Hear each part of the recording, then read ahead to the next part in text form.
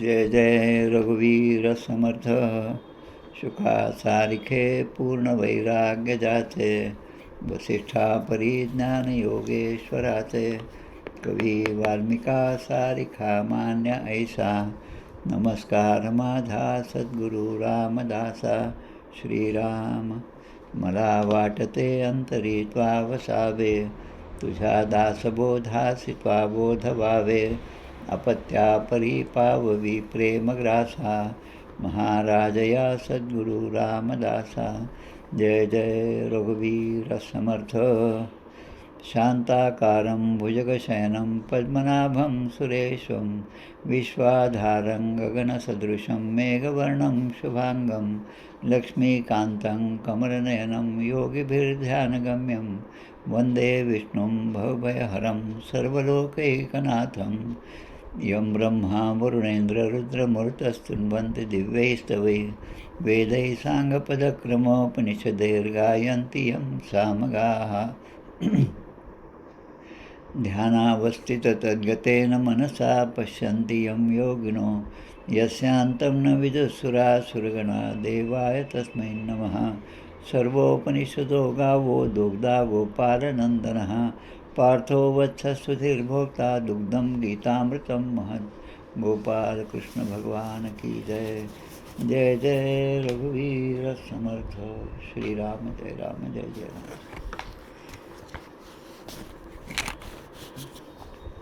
मांडुक्य उपनिषदाचा आपण विचार करीत आहोत. आज या मालिकेतलं दुसरं प्रवचन आहे.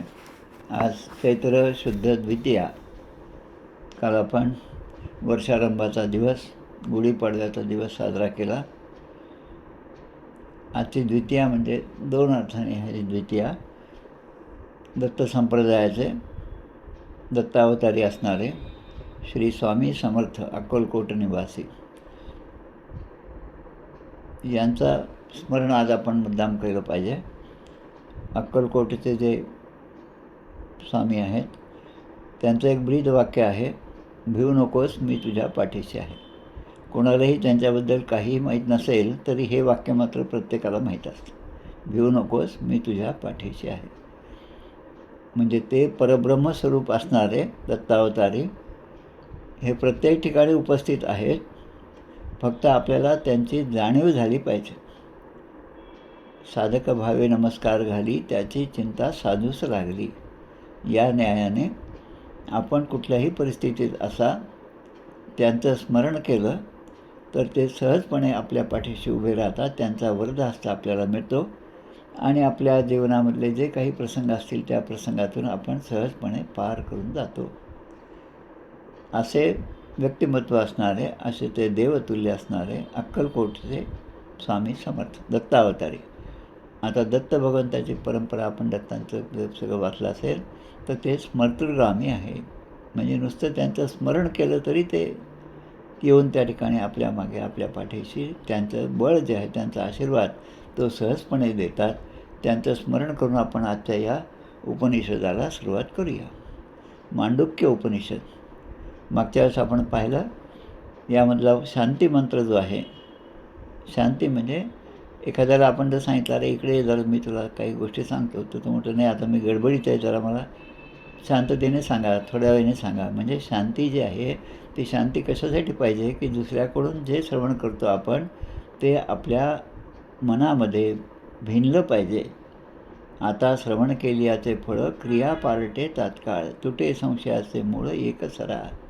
म्हणजे जे आपण ऐकतो ते आपल्या अंतरंगामध्ये भिनलं पाहिजे आणि मग त्याप्रमाणे आपलं आचरण होणं, या दोन्ही गोष्टी फार महत्त्वाच्या आहेत.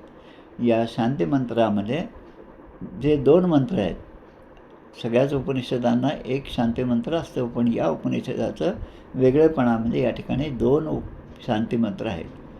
आणि ते ऋग्वेद आणि यजुर्वेदामध्ये दोन्ही वेदांमध्ये जसे तर तसे त्यातून घेतलेले आहेत. ओम भद्रं कर्णे विशृणुयाम देवा, भद्रं पश्येमाक्षवीर्यजत्राः, स्थिरैरङ्गैः सुष्ठुमांसस्तनभिर्विषेम देवहितं यदायुः. आणि स्वस्ति न इंद्रो वृद्धश्रवाः, स्वस्ति न पूषा विश्ववेदाः, स्वस्ति नस्तार्क्ष्यो अरिष्टनेमिः, स्वस्ति नो बृहस्पतिर्दधातु. या दोन्ही मंत्रांचा अर्थ आपण पाहिला. खरं म्हणजे अर्थ खूप गहन असा अर्थ आहे, सांगण्यासारखं खूप आहे, पण मागच्या वेळेस आपण थोडक्यामध्ये यांचा अर्थ पाहिला. आता हे जे उपनिषद आहे, मांडुक्य उपनिषद, त्याचा थोडक्यामध्ये आपण विचार करूया. आज आपण त्याची सुरुवात करीत आहोत. मुळामध्ये आदी शंकराचार्य, त्यांचे गुरु गोविंदपादाचार्य, त्यांचे गुरु गौडपादाचार्य, म्हणजे आदी शंकराचार्यांचे परमगुरू असणारे गौडपादाचार्य यांनी या मांडुक्य उपनिषदावर, ज्यामध्ये फक्त 12 मंत्र आहेत. आता हे 12 मंत्र असले तरी मंत्र याचा काय, मंत्र म्हणजे खूप मोठा आशय कमीत कमी शब्दामध्ये व्यक्त करणं, हे मंत्राचं कार्य आहे. अनेक भाषा आपण शिकतो, संस्कृत भाषेमध्ये सुद्धा मंत्ररूपानेच ही भाषा आहे. थोडक्यामध्ये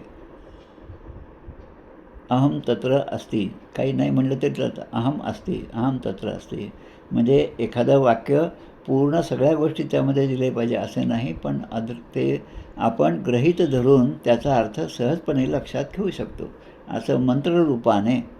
आता मंत्र किती लहान असतात, श्रीराम जय राम जय जय राम, किती लहान मंत्र. आत्मा, राम, शिव, कल्याण, रामदास, हा सुद्धा एक 13 अक्षरी मंत्र आहे, ज्यामध्ये पूर्ण परंपरा दिलेली आहे आत्माराम महाराजांच्या मठाची. तसं या ठिकाणी 12 मंत्र असणारी हे उपनिषद, आपण एरवी त्यांना श्लोक म्हणतो, रामरक्षेचे श्लोक म्हणतो, तसं या ठिकाणी उपनिषद ऋग्वेदामध्ये ऋचा किंवा या ठिकाणी त्यांना आपण मंत्र असं म्हणलेलं आहे. आता 12 मंत्र असलेलं, पण ज्यामध्ये आशय खूप आहे. गौडपादाचार्यांनी यावर चिंतन करून या 12 मंत्रावर जी कारिका लिहिली, कारिका म्हणजे त्यांचं भाष्य, जसं आपण आदी शंकराचार्यांना भाष्यकार असं म्हणतो, की अनेक ग्रंथांचे भाष्य ज्यांनी लिहिलं ते भाष्यकार, तसं या ठिकाणी कारिका, मांडुक्य कारिका नावाची गौडपादाचार्य यांनी लिहिलेली आहे. त्याने 12 मंत्राचा विस्तार जवळपास 215 मंत्रामध्ये केलेला आहे. आणि सगळ्या उपनिषदांमध्ये एक पुस्तक आहे ज्याच्यामध्ये 9 उपनिषद एकत्र आहेत, एक पुस्तक आहे ज्यामध्ये 108 उपनिषद आहेत, 200पेक्षा जास्त उपनिषद आहेत. पण या सगळ्यांमध्ये महत्त्वाचं उपनिषद जर असेल तर ते आपलं हे मांडुक्य उपनिषद आहे. आता हे मांडुक्य हा शब्द कसा पडला? मंडूक म्हणजे बेडूक. स्वामी विवेकानंदाच्या ग्रंथामध्ये त्यांच्या भाषणामध्ये सुद्धा हा शब्द येतो.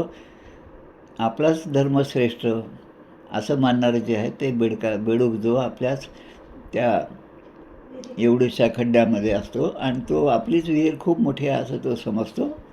आणि तिथे जो असं सगळं ब्रह्मतत्व ज्यांनी जगलेलं आहे, ज्याचा अनुभव घेतलेला आहे, असे स्वामीजी त्या ठिकाणी जातात आणि ते म्हणतात, तुमचं जे जग आहे ते फक्त या विहिरीपुरतं मर्यादित आहे. आणि तुम्ही कुठून आलात असं जर म्हटलं तर मी मोठ्या सागरातून आलो. आता तो बेडूक म्हणतो, सागर म्हणजे काय? कारण माझा बेडूक जो आहे तो म्हणतो की मला फक्त ही विहीरच माहिती आहे, या विहिरीमध्ये माझ्या शक्तीने मी या टोकावरून त्या टोकावर जाऊ शकतो, तुम्ही जाऊ शकता का? असे सगळे संवाद आहे. आता हे मांडुक्य उपनिषद शब्द कसा आला? एकदा खूप मोठं आवर्षण पडलं, अगदी जमिनीला भेगा पडाव्यात अशी अवस्था निर्माण झाली, वरून जलवर्षा होईल अशी परिस्थिती निर्माण झाली. त्यावेळेस एक ऋषी, मंडूक ऋषी हे जे आहेत ते त्या ठिकाणी चिंतन करीत होते आणि त्याच वेळेस एका बेडकाचा आवाज त्यांच्या कानावर पडला. टर टर टर बेडकाचा आवाज. तो आवाज आल्याबरोबर त्यांचं चिंतन सुरू झालं. जे कवी असतात, लेखक असतात, ज्यांनी असं सखोल चिंतन केलेलं आहे, त्यांच्यासाठी एखादा धागा पण पुरेसा असतो आणि त्याचा विस्तार करून ते एवढं मोठं उपनिषद, गहन तत्त्व जे आहे ते थोडक्यामध्ये सांगतात. त्यांनी मग ही मांडुक्य उपनिषदाची रचना केली. या 12 मंत्रामध्ये महत्त्वाचं काय आहे? जसं आपल्याला शाळेमध्ये किंवा एखाद्या परीक्षेमध्ये प्रश्न येतो, मांडुक्य उपनिषदावर 10 वाक्य लिहा, म्हणजे आपण काय लिहिणार? की या उपनिषदामध्ये एकतर 12च मंत्र आहेत, पण मंत्र 12 असले तरी त्याचा अर्थ खूप गहन आहे. अनेक उपनिषदं आहेत, पण त्यामधल्या सगळ्यात प्रमुख उपनिषद हे मांडुक्य उपनिषद आहे. याचं कारण हे मांडूक आपण आत्ताच पाहिलं, बेडकाच्या त्या ओरडण्यापासून ते ती बुद्धी त्यांनी प्रगल्भ बुद्धीने ते विचार करून रचना केली. आता बेडकाचं वैशिष्ट्य काय आहे? इतर किड्या मुंगे जे आपण पाहतो ते सगळे जमिनीवर सरपटत जातात, चालत जातात. उड्या मारून जाणारे फार कमी आहेत. पण या बेडकाचं वैशिष्ट्य असं आहे की बेडूक कधी पायी जाताना आपल्याला दिसत नाही. त्याचं वैशिष्ट्य म्हणजे तो उड्या मारत जातो. एखादं अंतर कापायचं असेल तर तो एका ठिकाणाहून दुसऱ्यापासून उडी मारून तिसऱ्या, चौथ्या ठिकाणावर पोचतो. म्हणजे हा जीव जो आहे तो या जीवदशेला त्याला हे शरीर प्राप्त झालं, मग ती कुठलीही योनी असो, परब्रह्मापासून तो वेगळा झाला. त्याचा आत्मा त्या परमात्म्यापासून वेगळा झाला आणि त्याने हे शरण धारण केलं शरीर. तर त्याला या ठिकाणी ती योनी प्राप्त झाल्यानंतर आपला उद्धार करून घ्यायचा हे त्याचं मुख्य कर्तव्य आहे. आणि ते करण्यासाठी त्याला आपलं मार्गक्रमण करावं लागतं. आता या ठिकाणी या उपनिषदाच्या संदर्भामध्ये हे जे बेडूक आहे ते कसं उड्या मारतं? 4 ह्याच्यावर उड्या मारतं. 1, 2, 3 आणि 4. चौथ्या उडीला ते आपल्या परमार्थाच्या अर्थाने परब्रह्म स्वरूपापर्यंत पोहोचतो असं आपण पाहू. म्हणजे तो जीव परब्रह्म स्वरूपापर्यंत पोहोचतो.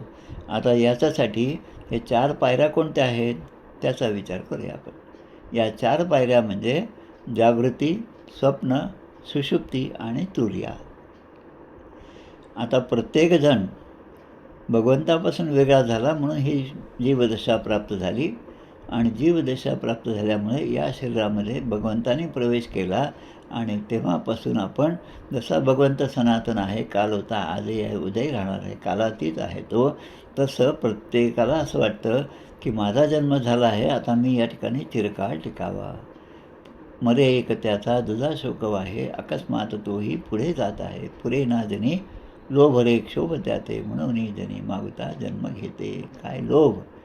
या जगावर असणारं प्रेम, त्या ठिकाणच्या आपल्या वासना, त्या वासनापूर्तीसाठी आपण केलेली सगळी कर्म आणि त्या कर्माचा परिणाम म्हणून अनेक योनीमध्ये भरकटत गेल्यानंतर माणसाला हा देह जेव्हा प्राप्त होतो तेव्हा सगळेच ग्रंथ सांगतात की निदान आता तरी परमार्थ सोय तू केली पाहिजेस.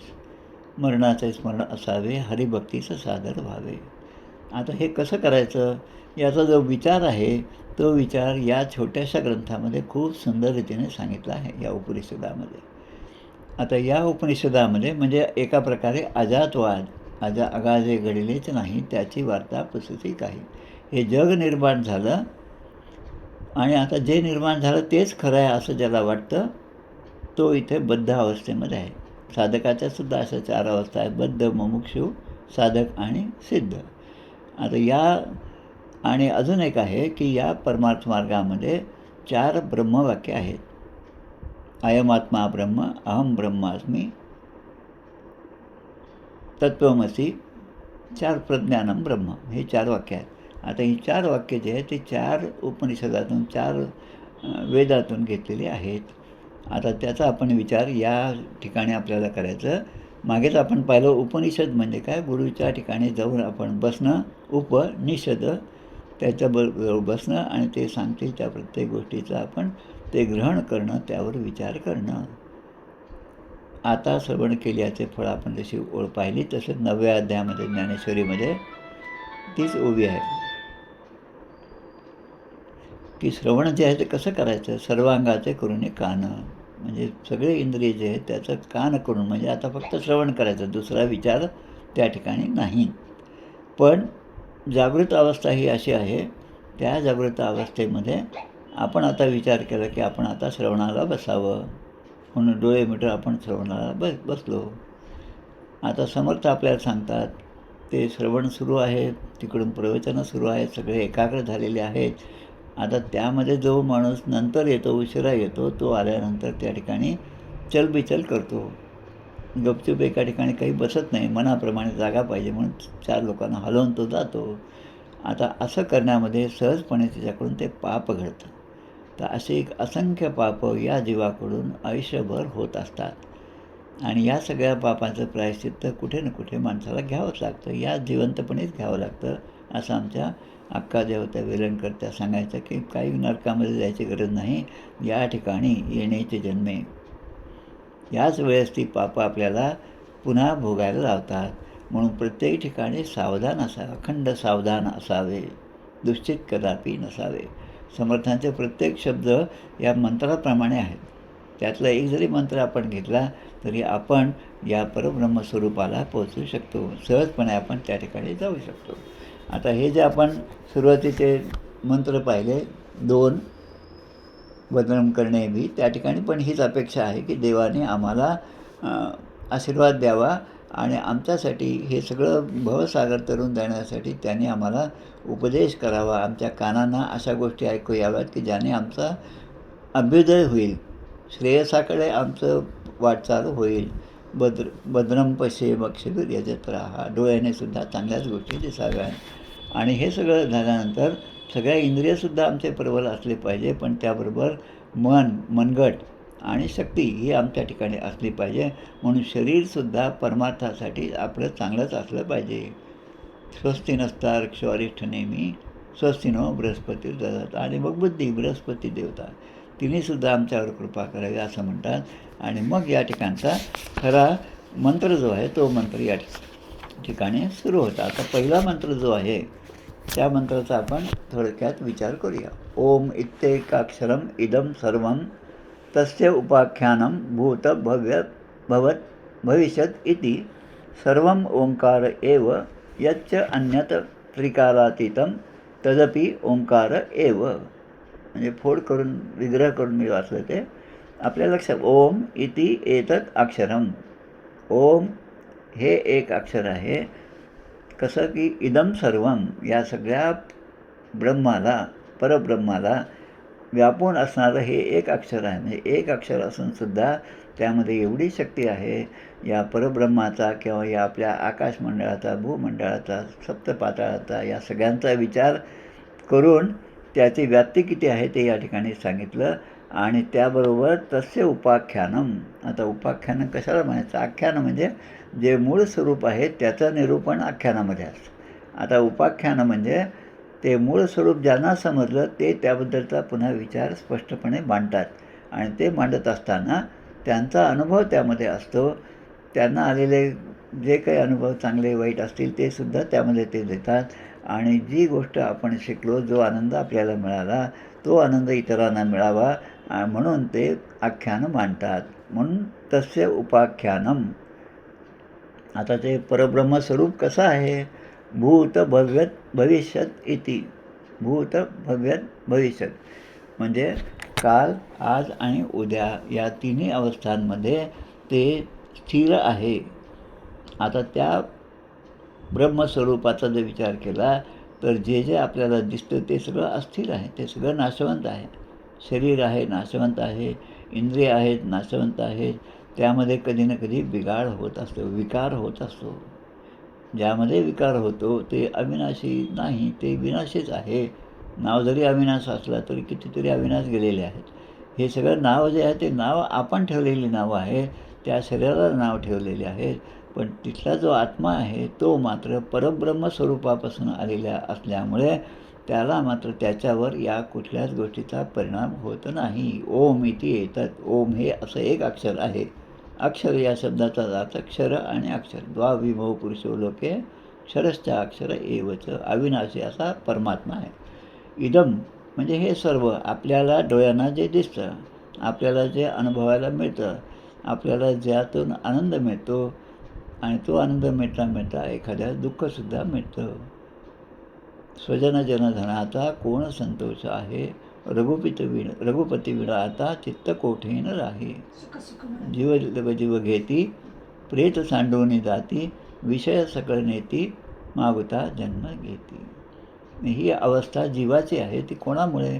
की ह्या जीवाची बद्धता या इंद्रियांमुळे आहे. त्या ठिकाणचं मन आहे, बुद्धी आहे, हे सगळं जे आहे जे आपण कुठून तरी आणलं. घरामध्ये मोठं कार्य असेल तर 10 गोष्टी 10 ठिकाणून आणाव्या लागतात आणि ते कार्य एकदा संपन्न झालं की ते आपल्याला ज्याचं त्याला परत करावं लागतं.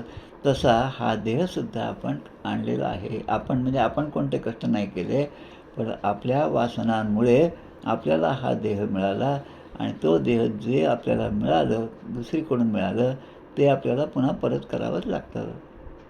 हिशेब झाला मायेचा.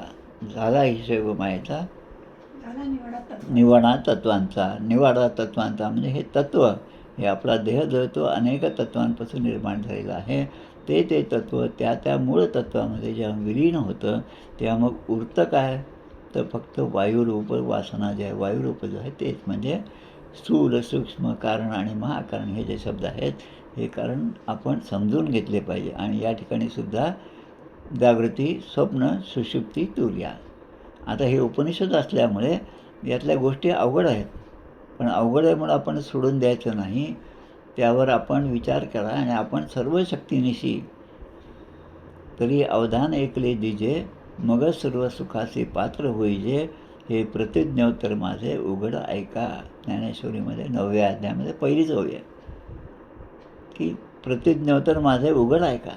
आता अवधान ऐकले दिजे म्हणजे कुठल्याही गोष्टीमध्ये आपण जे काही कर्म करत असतो त्यामध्ये मनासहित ही सगळी इंद्रिय जे आहेत, कर्मेंद्रिय, ज्ञानेंद्रिय, मन, बुद्धी, चित्त, अहंकार, हे सगळं त्या ठिकाणी आपण एकवटलं तर तो जो विषय आहे तो विषय आपल्याला सहजपणे समजायला लागतो.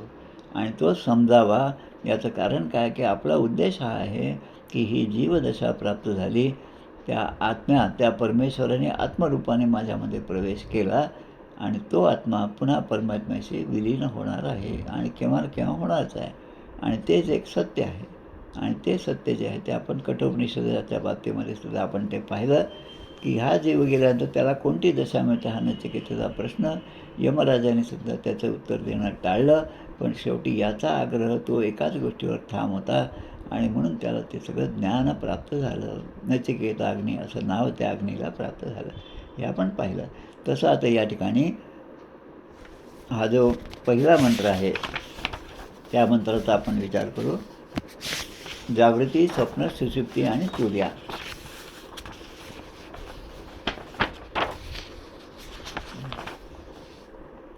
ओम इत्यक्षरम इदं सर्वं तस्योप उपाख्यानं भूत भवत भविष्यत इति सर्वम ओंकार एव. आता सगळं ओंकाराचं स्वरूप आहे असं या ठिकाणी सांगितलेलं आहे.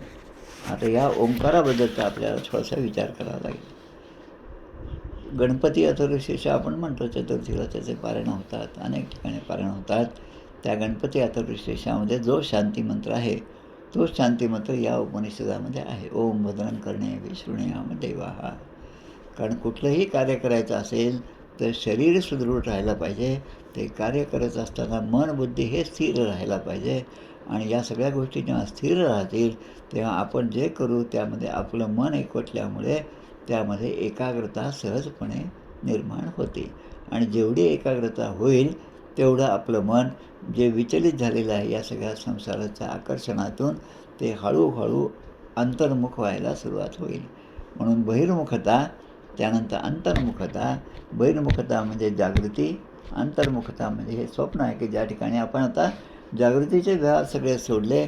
आता फक्त आपली मन आणि बुद्धी याबद्दलचा विचार, जे आत्तापर्यंत संस्कार होते त्या संस्कारानुसार आपल्याला ते स्वप्न पडत जातं. स्वप्न, आता हे जे दोन गोष्टी आहेत, जागृती आणि स्वप्न, याच्याही पुढे अजून दोन अवस्था दिल्या. एक ती म्हणजे सुषुप्ती आणि चौथी म्हणजे तुर्या. तुर्यानंद नावाचे आमच्या रामकृष्ण मठाचे, बेलूर मठाचे अध्यक्षसुद्धा होते. आजही त्यांच्याकडे नावं जी आहेत ते अशाच प्रकारची आहेत, जे अध्यात्माला धरून अशी नावं आहेत. तर यांनासुद्धा या चार अवस्था ज्या आहेत, जागृत, स्वप्न, सुषुप्ती आणि तुर्या. एकाचं नाव वैश्वानर, जागृतीला वैश्वानर. स्वप्नावस्था म्हणजे तेजस अवस्था, सुषुप्ती म्हणजे प्रज्ञा आणि तुर्या अवस्था म्हणजे समाधीची अवस्था. आता याचा थोडासा विचार आपल्याला करायचा आहे. या ठिकाणी संसाराचे आकर्षण हे आपल्याकडे जीव आपला जन्मल्यापासूनच आकर्षण असतं. लहान मुलं अगदी 2, 4, 6 महिन्याचा झाला की पाहतं त्याला समजतं. त्याच्या हातातलं काढून घेतलं की तो लगेच रडतो. म्हणजे त्याला ते आकर्षण, मोह, लोभ हे जे आहे त्याची चिन्ह त्याच्यामध्ये दिसायला लागली. तर आई वडील आणि मोठी मंडळी घरातली त्याचं कौतुक करतात. पहा त्याला किती समजतं, त्याची गोष्ट आपण काढून घेतली. अरे पण हीच गोष्ट पुढे त्याला मोठं झाल्यावर त्रासदायक होणार आहे हे आपल्या पण लक्षात येत नाही. कारण जे विनाशी आहे, जे कुठून तरी आणलेलं आहे ते पुन्हा परत द्यावंच लागणार आहे. म्हणून संसाराचे आकर्षण जो जो कमी होत नाही तो तो परब्रह्माचा विचार मनामध्ये येत नाही. आणि म्हणून जन्म आणि मरण याच्यामध्ये माणूस अडकलेला असतो. आता ब्रह्म आणि ब्रह्मा या दोन गोष्टी समजून घेतल्या पाहिजेत. ब्रह्मा, विष्णू आणि महेश हे तीन अवतार जे आहेत ते भगवान नारायणाचे आदिपुरुषाचे हे तीन प्रमुख अवतार ब्रह्मा, विष्णू आणि महेश. उत्पत्ती, स्थिती आणि लय या तिन्ही देवता ज्या आहेत त्या देवतांच्या बद्दलचा विचार त्याला आपण म्हणायचं तिथे तो ब्रह्मदेव. आता परब्रह्म आणि ब्रह्म म्हणजे या जगामध्ये जेवढ्या गोष्टी आपल्याला दिसतात त्या कोणाच्या अधिष्ठानावर आहे? अधिष्ठानम तथा कर्ता हे जे आहे, पण त्याचं अधिष्ठान काय आहे? ते मुळाशी त्याच्या काय आहे? जसं ती दोरी आहे पण अंधार असल्यामुळे आपल्याला ती साप वाटते, म्हणजे त्याचं अधिष्ठान दोरी आहे याचा विसर आपल्याला पडतो आणि म्हणून माणसाला भीती निर्माण होते. आपण परब्रह्मस्वरूप आहेत या गोष्टीचा विसर पडला आणि मी म्हणजे देह आहे असं जेव्हापासून वाटायला लागतं तेव्हापासून माणसाला भीती जी आहे ती भीती त्याच्या मागे लागते की माझं कसं होईल, मी काय करू, मला कोण मदत करेल, सारखा माझा माझा माझा विचार असतो. पण त्यामध्ये माझं स्वरूप हे नाही, हा देह मी नाही. आदी शंकराचार्याच्या अनेक रचना अशा पद्धतीच्या आहेत. किंबहुना जेव्हा ते सद्गुरूंना भेटायला गेले तेव्हा त्यांनी जेव्हा यांना ओळख विचारली तेव्हा त्यांनी छान पद्धतीने संस्कृत भाषेमध्ये श्लोकाच्या माध्यमातून आपली ओळख त्यांनी सांगितली. आणि ती ओळख सांगितलेली पाहूनच त्यांचे गुरु गोविंदपादाचार्य यांच्या लक्षात आलं की अरे हा काहीतरी विलक्षण बुद्धिमत्तेचा हा आहे मुलगा. आणि मग 8-9 वर्षाच्या त्या आदिशंकराचार्यांना त्याने ते ठिकाण ठेवून घेतलं, गुरुमंत्र दिला आणि पुढचं सगळं त्यांचं चरित्र आपण जाणतो. आता ब्रह्म जो आहे तो मूळ परब्रह्म न जाणल्यामुळे त्याचा आभास हा या ठिकाणी या जीवनामध्ये आपल्याला आभास दिसायला लागतो, अनुभवास येतो. म्हणजे काहीतरी सुख आहे असं वाटतं, मृगजळाप्रमाणे त्यामध्ये आकर्षण आहे, पण जाऊन पाहिल्यानंतर त्या ठिकाणी पाणी नाही. त्यामुळे आपली तहान जी आहे तिची भागण्याची त्या ठिकाणी सोय नाही. आणि मग आपण त्या ठिकाणी जाऊन अरे मला असं वाटलं, मला असं वाटलं, माझ्या मनात असं होतं, हे जे आहे तो भ्रमच आहे. तो जोपर्यंत जात नाही तोपर्यंत या परब्रह्माची भेटी होणार नाही. अशी ही जागृत अवस्था. दिवसभराचं आपलं सगळं जेवढं कार्य आहे ते जागृत अवस्थामध्ये आहे. आणि जे जे आपण करतो या इंद्रियांच्याद्वारे, प्रत्येक इंद्रियांची अधिष्ठात्री देवता आहे. ती देवता, जसं हात आहे, इंद्रिय जे आहे ते इंद्र आहे. त्या इंद्राच्या अधिष्ठानावर हातातर्फे आपलं कामं होत असतं, घेणं देणं हे सगळं. तर त्याच्या पलीकडे असणारा जो देव आहे, सर्वांगाचे करुणी कान किंवा डोळ्याचा डोळा, कानाचा कान, हे जे शब्द परमार्थामध्ये येतात ते एकदा आपल्याला समजले पाहिजे. कारण इथे जे जे व्यवहार होतात, जे जे बोललं जातं, जे जे ऐकलं जातं, त्या सगळ्या इंद्रियांच्या मागे भगवंताचं अस्तित्व आहे. आणि मग त्याला आपलंसं करणं ही जी पायरी आहे किंवा ही जी आपली वाटचाल आहे ती अशा उपनिषदांच्या अभ्यासातून होते, गीतेच्या तत्त्वज्ञानातून होते, अनेक ग्रंथांच्या अभ्यासातून ती तयारी हळूहळू होत जाते. आता ब्रह्म जे आहे, परब्रह्म आहे, ते सगळीकडे विद्यमान आहे. त्याचं वेगवेगळ्या रूपामध्ये ते आहे. कसं आहे ते की त्याचे अंग जे आहेत तीसुद्धा या ठिकाणी दिलेली आहेत. 2 मंत्र या ठिकाणी आहेत. आता हे जे आपण पाहिलं, ओम इत्येकाक्षरम इदं सर्वम, म्हणजे ओमपासून याची सुरुवात झाली. आणि या ठिकाणी म्हटलेलं आहे की जसं गीतेमध्ये आपल्या ज्ञानेश्वरीमध्ये आहे, ज्ञानेश्वरीची सुरुवात जी आहे माऊलीने केली, ओम नमो जे आद्या वेद प्रतिपाद्या जय जय स्वसंवेद्या आत्मरूपा देवा तुची गणेशू सकलमती प्रकाशू म्हणे निवृत्ती दासू अवधारी जोजी, असं म्हणून त्याने सुरुवात केली.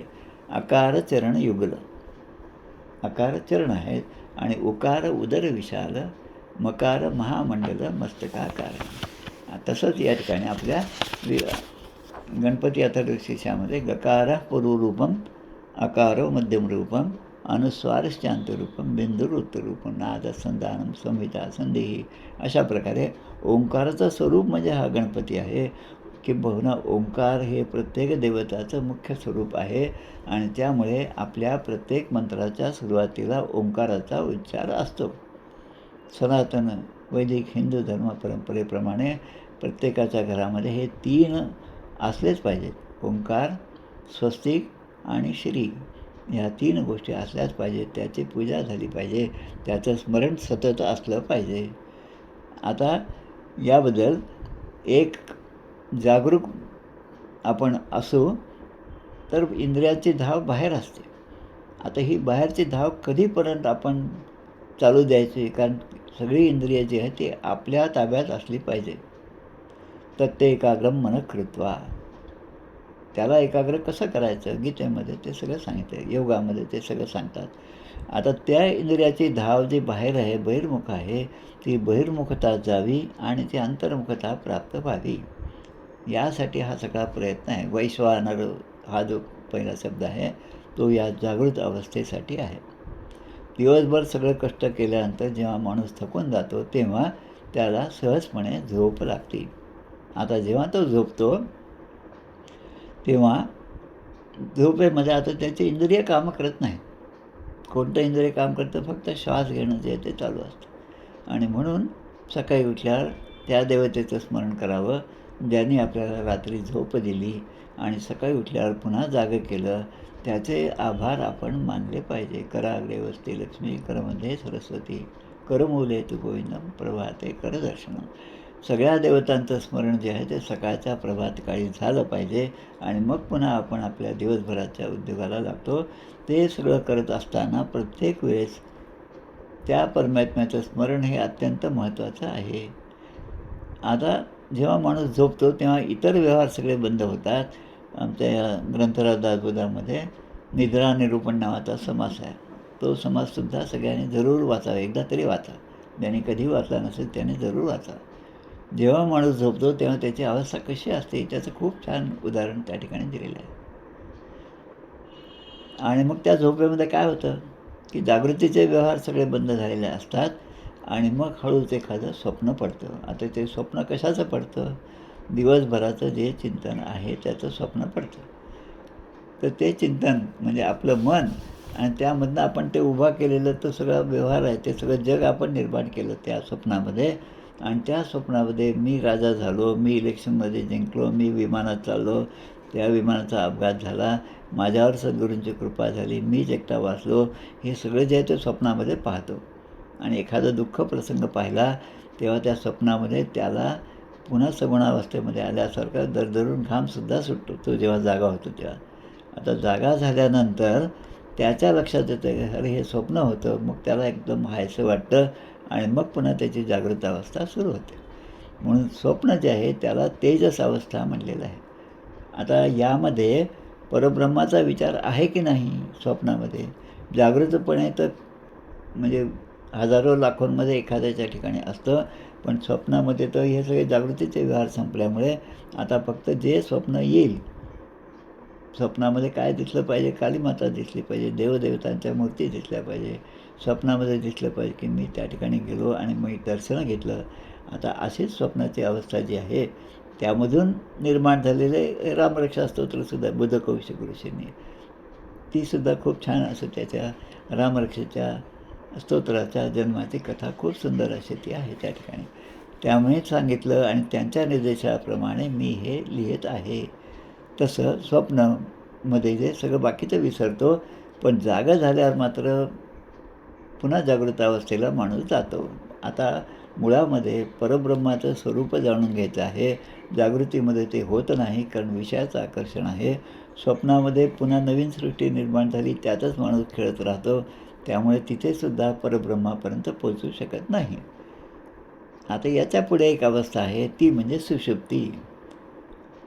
का रे झोपलास का? म्हटलं आपण लगेच होतं नाही नाही अजून झोप नाही लागली, म्हणजे अजून आपण त्या अवस्थेमध्ये गेलो नाही, अजून जागृतच आहोत, स्वप्नामध्ये सुद्धा नाही.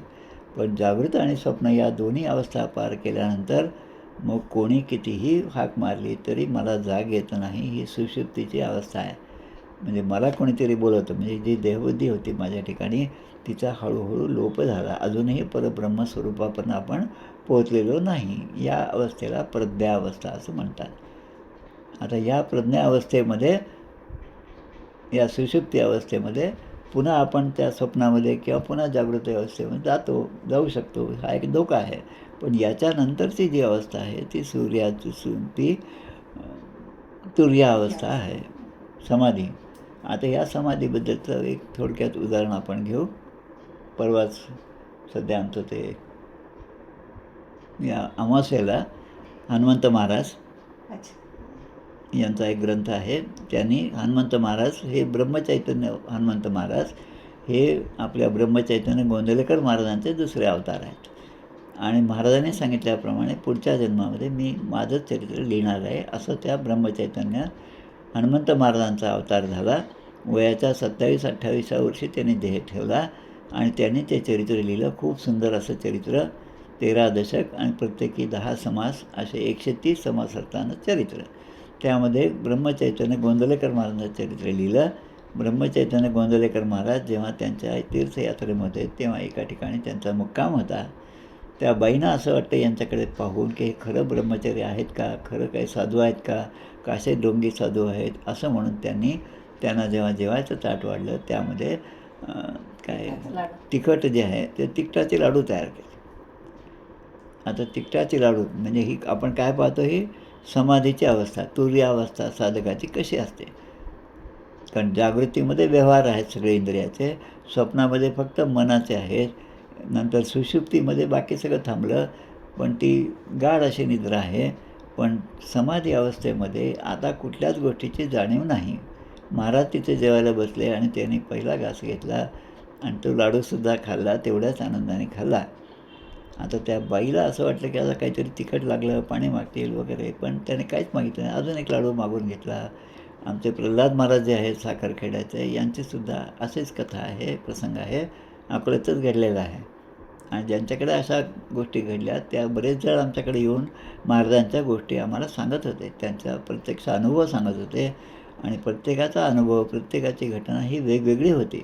महाराजांना जेवायला घातलं, त्या बाईने त्या दिवशी भाजी केली आणि ती काय कद्दूची वगैरे कशाची भाजी असेल, पण तो कडू होता.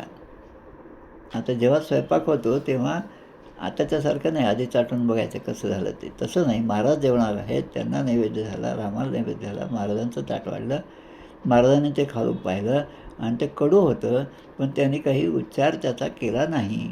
आता ही कशामुळे ही तुर्य अवस्था आहे, म्हणजे देहबुद्धीवर ते नाहीतच, ते परब्रह्माशी एकरूप होण्याच्या त्या 3ऱ्या-4थ्या पायरीपर्यंत पोचलेले आहेत. आणि म्हणून त्यांना या गोष्टीची कुठलीच जाणं नाही. म्हणून ते तिखटाचे लाडू असो किंवा चांगले गोड लाडू असो, ते तेवढ्याच प्रेमाने खातात जेवढा भक्त आपल्याला अर्पण करतो. अशी ती अवस्था. आता यामध्ये हळूहळू आपण पाहतो आहे की, म्हणून एका ठिकाणी सांगितलेलं आहे की हे सगळं करत असताना आपल्या अंतरंगामध्ये जो नाद आहे, दिव्य नाद आहे, ओंकाराचा नाद आहे, किंवा आपला जो अजपाजप आहे, त्याची जाणीव जी आहे ती माणसाला होत नाही. त्यामुळे एका ठिकाणी शांत बसून आपला अंतर्नाद जो आहे त्याकडे लक्ष आपण दिलं पाहिजे. म्हणून म्हणतात की जागो उठो और स्वयं को पहचानो, उत्तिष्ठत जाग्रत प्राप्य वरांनी बोधत. अर्थात आपण मागच्या उपनिषदामध्ये पाहिला हा मंत्र.